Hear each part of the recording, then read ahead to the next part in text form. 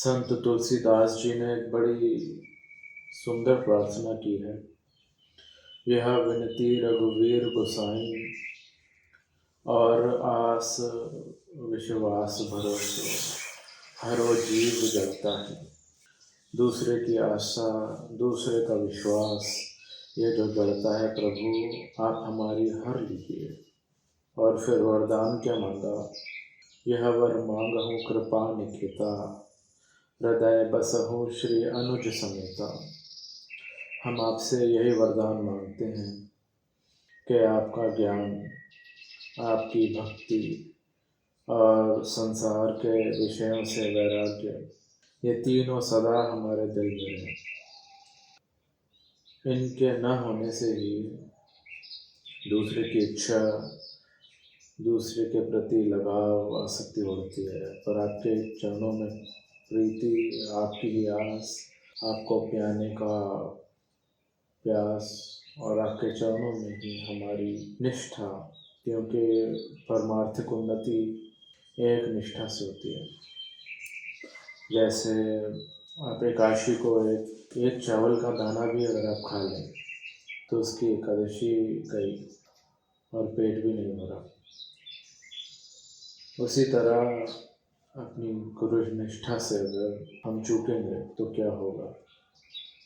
लक्ष्मण जी ने वाल्मीकि रामायण में सुग्रीव को कहा कि सुग्रीव, सत्पुरुषों ने और पापों के प्रायश्चित तो बताए हैं, गौ हत्या का, चोरी का, इनके प्रायश्चित सबको बताएं, लेकिन कृतज्ञता का कोई प्रायश्चित नहीं है।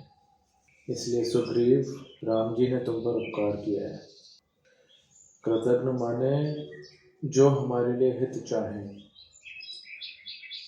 जो हमको ब्रह्म ज्ञान के विचार में, ब्रह्म ज्ञान के सत्संग में अजपा जाप सो हम तक ले जाएं। उनका उपकार तो याद न रहे, लेकिन वो कुछ कहें हमारे हित के लिए तो वही बात फरियाद में, और बस उनकी बात न मानने से, उनकी बात उनकी फरियाद करने से तो कृतज्ञता का पाप होता है, निंदाजनक। तुलसी हरि गुरु कृपा बिना विमल विवेक न हो। तो उनकी कृपा है तो थोड़ा विवेक के रास्ते चले, लेकिन फिर उन्हीं में जब दोष दिखने लग जाए तो बहुत नुकसान होता है। हमारे गुरुजी के यहाँ तो क्या क्या हो जाता था, लेकिन मैंने कभी ऐसा नहीं सोचा कि मेरे गुरुजी ने ऐसा क्यों किया, या फिर ऐसा क्या, ऐसा वहाँ पे व्यवहार क्यों हुआ मेरे साथ, ऐसा नहीं सोचा मैंने। गुरु की भूमि, एक दिन में न जाने कितने कितने लोग मेरे से कितने कितने व्यवहार कैसा कैसा करते थे, लेकिन मैंने कभी भी नहीं सोचा कि मेरे साथ ऐसा क्यों व्यवहार हुआ। ऊंची नज़र रखो। सीता माता निर्दोष थी, लेकिन फिर भी अग्नि में झोंक दिया राम जी ने, अग्नि परीक्षा।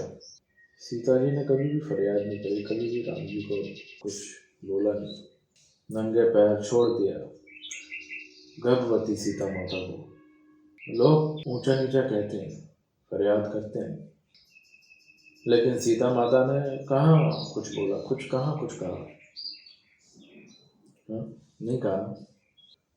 तभी वो असली माता है, इसीलिए वो पूजनीय है। तो विवेक से विचार करो। ये सारे डीमोटिवेशन वाले और फरियाद वाले जो आप विचार लेके आओगे अपने दिमाग में, थॉट्स लेके आओगे, वो नुकसान करेंगे।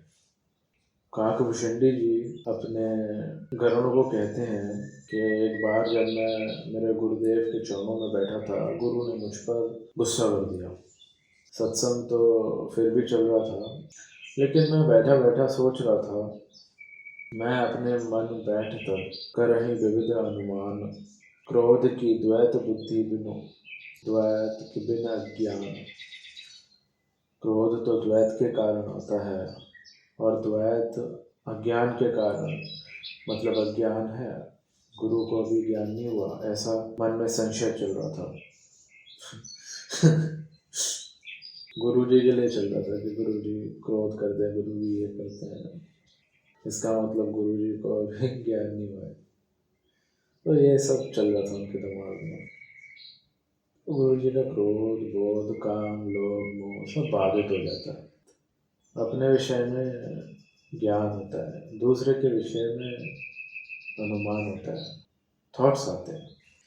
तो वो अनुमान कर रहे थे गुरु जी के लिए कि हमको तो क्रोध आता है, तो गुरु जी को भी आ जाता है, कभी कभी क्रोध करते हैं।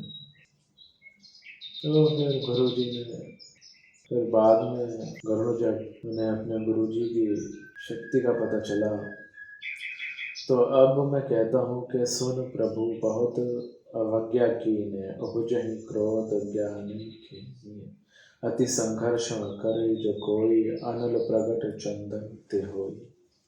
चंदन का गुण है ठंडक, पर बिना पानी के ही घिसते रहें तो हो सकता है उसकी ठंडक वाला गुण ना रहे और तपन हो जाए। श्रद्धा का जल जरूरी है। तो मूल से ही फूल खिलता है। फूल में जो सुगंध दिखती है, जो कोमलता दिखती है, सुंदरता दिखती है, उसको मूल से मिली है। और मूल फूल से कुछ भी नहीं चाहता, मूल नहीं खिला है। ऐसे ही भगवान, भगवत प्राप्त गुरु वही सब कुछ देते हैं हमारे जीवन में हमको। भगवद गीता में अर्जुन ने जब भगवान को पूछा कि परमात्मा को पाए हुए महापुरुष का लक्षण क्या है, तो भगवान ने दूसरे अध्याय के 55वें श्लोक से लेकर 58वें श्लोक तक वो लक्षण बताए। फिर दोबारा 6ठे अध्याय के 6ठे श्लोक से लेकर 9वें श्लोक तक बताए। 12वें अध्याय में दोबारा बताया, 14वें अध्याय में बताया। लेकिन वो जो लक्षण है, वो लक्षण स्वसंवेद्य, वो भगवान की अनुभूति है। उनकी जो अनुभूति है, हम उनके चरणों में बैठते हैं तो उन लक्षणों की अनुभूति हमारे जीवन में भी होने लगती है। यही कारण है कि इतने सारे जो भी होते हैं भक्तजन, जो भी शिष्य होते हैं, जो लाभ लेते हैं, उनके जीवन में भी बदलाव आता है। सबके उनके जीवन में सबको एहसास हो जाता है कि हाँ कुछ है।